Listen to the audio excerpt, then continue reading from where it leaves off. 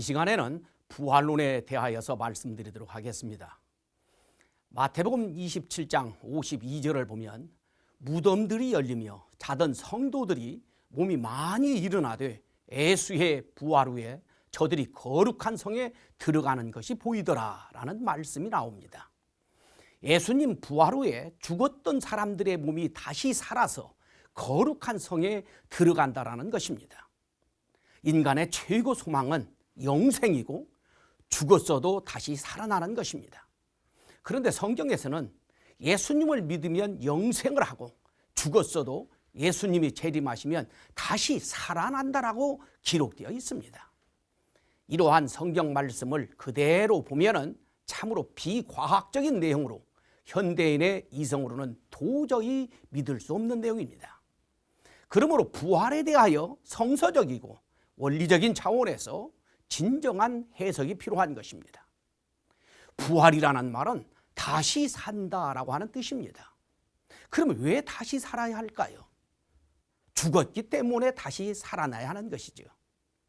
고로 부활의 의미를 알기 위해서는 먼저 죽음에 대하여서 성서적이고 원리적인 차원에서 그에 대한 개념을 정확히 먼저 알아야 합니다.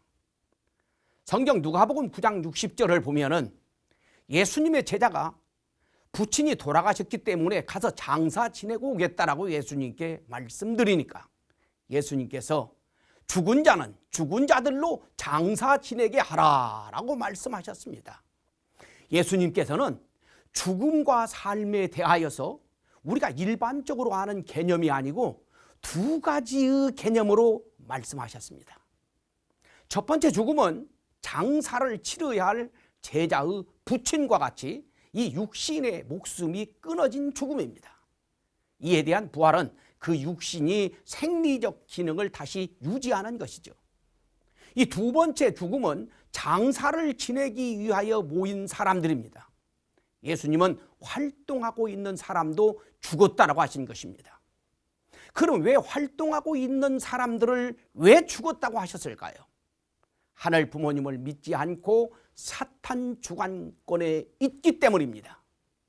그리고 그런 사람들의 부활은 하늘 부모님을 믿고 하늘 부모님의 사랑의 주관권에서 하늘 부모님의 뜻대로 활동하는 것입니다. 예수님께서는 그 육신이 활동하고 있어도 하늘 부모님 주관권에서 벗어나가지고 사탄 주관권에 머물고 있으면 죽은 사람이라고 하신 것입니다. 원리의 창조 본연의 가치로 볼 적에 죽은 자가 된다라는 것이죠. 계시록 3장 1절에서 너희가 살았다 하는 이름은 가졌으나 죽은 자로다 라는 말씀이 나옵니다. 이 말씀은 비신앙적인 사대교회의 신도들에게 하신 말씀입니다. 하늘 부모님께서 보실 때 비신앙적이고 하늘 부모님을 불신하는 사람들은 살았다 하는 이름은 가졌으나 죽은 사람들인 것입니다. 그리고 사랑치 않는 사람, 죄짓고 있는 사람, 육신의 생각대로 사는 사람도 하늘 부모님께서 보실 때는 죽은 사람이라고 하셨습니다. 반대로 하늘 부모님의 주관권 내에서 하늘 부모님을 믿는 사람, 하늘 부모님의 사랑을 실천하고 있는 사람은 산 사람이라고 하셨습니다. 그리고 요한복음 11장 25절에서 하늘 부모님을 믿는 사람은 죽어도 산다라고 하셨습니다. 고로 살아서 활동하고 있지만은 사탄 주관권에 머물면서 하늘 부모님을 불신하고 있는 사람은 죽은 사람이고 하늘 부모님을 믿고 참 사랑을 실천하고 있는 사람이 진정으로 산 사람이 되는 것입니다. 그럼 인간 시조 아담과 헤아가 타락으로 인하여서 초래된 죽음은 어떤 죽음일까요? 인간은 육신이 노쇠해지면 죽어서 흙으로 돌아가도록 창조되었습니다. 창조 원리에 의하면 육신은 노쇠해지면 육신을 벗고 영인체가 영계에 들어가서 영생하도록 창조되었습니다. 자연계의 생명체가 영원성을 가진 존재는 하나도 없습니다. 고로 인간의 육신도 노쇠해지면 자연스럽게 흙으로 돌아가고 영인체가 영계에 들어가서 영생하는 것입니다. 그래서 하늘 부모님께서는 자연계보다도 더더욱 아름다운 우리 영인체가 가서 사는 무형실체 세계를 창조해 두신 것입니다. 창세기 2장 17절에 하늘 부모님께서 선악과를 따먹으면 죽는다라고 하셨으니 아담과 헤아가 선악과를 따먹음으로 그들은 죽은 것입니다. 그런데 아담과 헤아는 선악과를 따먹은 후에도 아담은 930살까지 그 육신 생활을 계속하면서 자손을 번식하였다고 하였습니다. 고로 아담 헤와의 타락으로 인한 죽음은 이 육신의 죽음이 아닙니다. 하늘 부모님 주관권에서 사탄 주관권으로 떨어진 것이 인간 시조의 죽음이었던 것입니다. 이제까지 우리는 인간 육신이 죽는 이유는 인간의 타락으로 연루된 것으로 알아왔습니다. 그래서 부활이라고 하면 당연히 이 육신이 다시 살아나는 것으로 알아왔던 것입니다. 이미 흙으로 변해버린 육신이 어떻게 다시 살아날 수 있겠습니까? 또 영계 가서 영생을 누리고 있던 영인체가 다시 육신을 쓰겠다라고 지상으로 올리는 더더욱 없는 것입니다. 고로 부활이라고 하는 것은 이 사탄 주관권에서 살던 사람이 하늘 부모님의 복귀 섭리에 의하여 하늘 부모님의 주관권 내로 복귀되어 나가는 이 과정적인 현상을 의미하는 것입니다. 그래서 어제까지만 해도 하늘 부모님을 부정하고 죄를 짓던 사람이 하늘 부모님을 믿고 회개하면서 착하고 선한 생활을 하게 되면 어제보다 오늘 부활된 내가 되는 것입니다. 그렇게 우리는 날마다 부활되어 가면서 창조 본연의 인간으로 복귀되어 가야 하는 것입니다. 부활에 대하여 예수님께서 설명해 주신 말씀이 있습니다.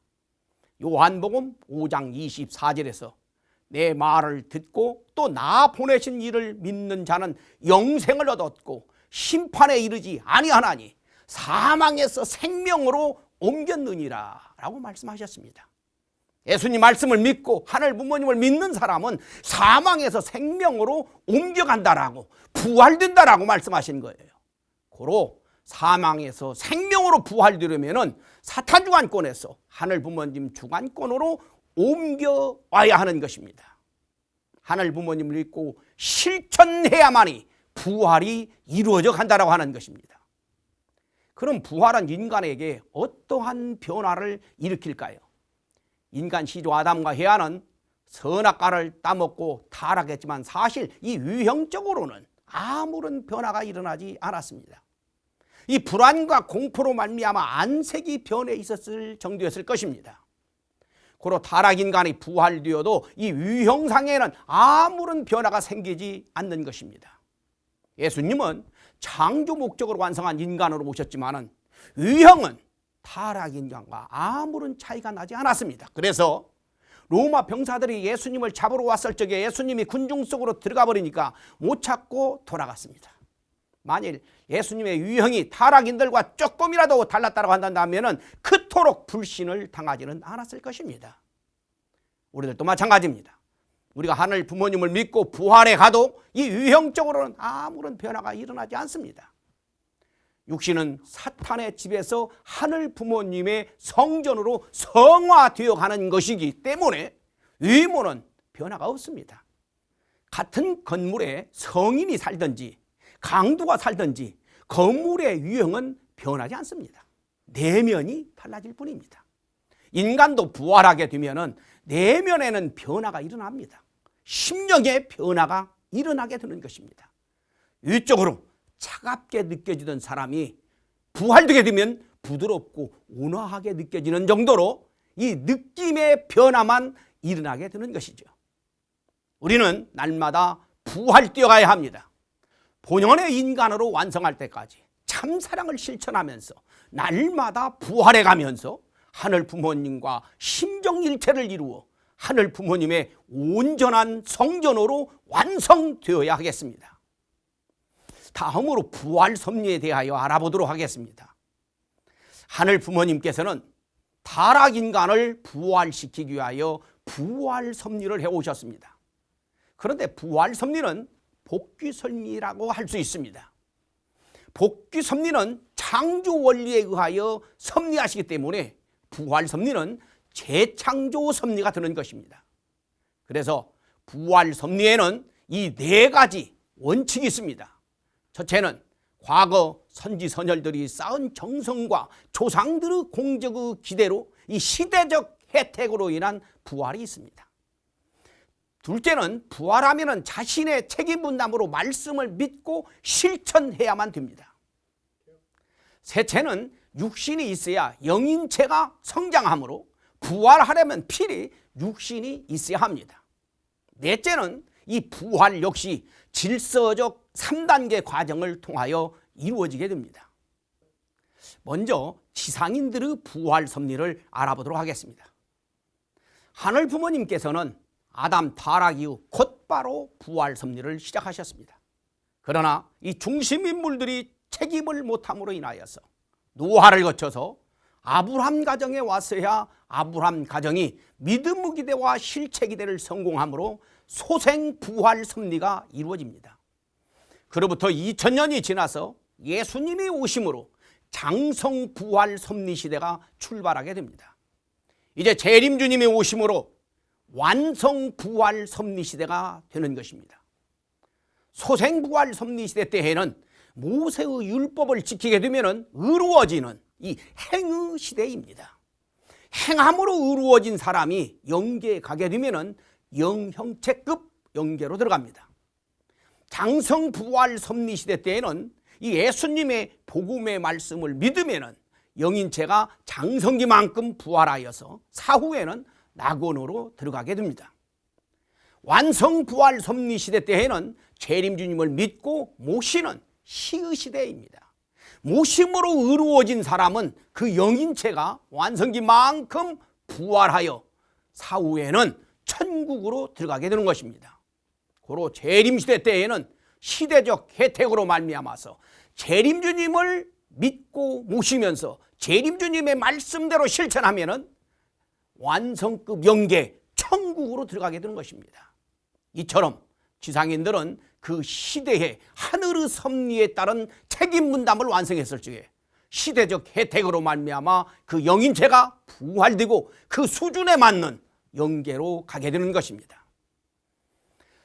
그런데 이미 죽어서 육신이 없는 영인들의 부활 섭리는 그러면 어떻게 할 수 있는가? 이에 대하여서 알아보도록 하겠습니다. 기본적으로 부활하려면 이 육신이 있어야 합니다. 그런데 영인들은 육신이 없으니까 육신을 가지고 있는 지상인들에게 재림을 하게 됩니다. 그리하여 지상인들을 협조하여 지상인들의 영인체가 성장하도록 돕는 것입니다. 영인들의 도움을 얻어서 지상인들의 영인체가 성장하게 되면 영인들의 협조에 의하여서 성장되었기 때문에 협조한 조건으로 영인들도 더불어 부활하게 되는 것입니다. 문제는 지상인 아무에게나 재림할 수 없다고 하는 것입니다. 기본적으로 상대 기준이 맞는 지상인을 찾아서 재림하고 협조해야 하는데 그게 참으로 쉽지가 않다고 하는 것입니다. 협조 방법은 지상인이 은혜를 받게 하고 지상인이 불을 받게 하고 지상인 병이 낫게 하는 등 이 영적인 체험을 하게 하는 것입니다. 그러니까 원리 말씀을 들으며 은혜를 받을 때 해도 영인들의 협조가 있고 이 기도를 할 적에 신령함을 느낄 때도 영계의 협조가 있을 수 있다는 것을 우리는 기억해야 되겠습니다. 영계의 영인들은 이 지상인들에게 재림을 할 때 이 상대 기준이 맞는 상대를 찾아서 재림한다고 하였습니다. 그래서 대체로 자신의 후손들에게 재림을 합니다. 그리고 자신의 가치관이나 종교가 같은 지상인들에게 재림을 합니다. 그런데 악령인들이 문제가 됩니다. 베드로후서 3장 9절을 보면 하늘 부모님께서는 오래 참으사 아무도 멸망치 않고 다 회개하기를 원하신다라고 하셨습니다. 그러니까 악인인 악령인들도 모두 부활하고 지상인들도 모두 구원되기를 바라신다라는 것입니다. 그럼 악령인들은 어떻게 부활할 수 있을까요? 악령인들은 지상에서 악한 일만 했기 때문에 협조를 해도 악하게 합니다. 지상인으로 하여금 사고를 당하게 하고 고통을 당하게 합니다. 그때 지상인이 그 고통과 고난을 감내하면서 탕감을 치렀다라고 하면서 이 회개하고 감사하면서 새롭게 출발하게 될 적에 지상인도 그 사건 사고로 말미암아서 신앙이 더더욱 성장하게 됩니다. 이때 악하게 협조한 악령이는 비록 악하게 협조했지만은 그로 말미암아서 지상인이 회개하고 부활되었으니 더불어 악령인도 부활되게 되는 것입니다.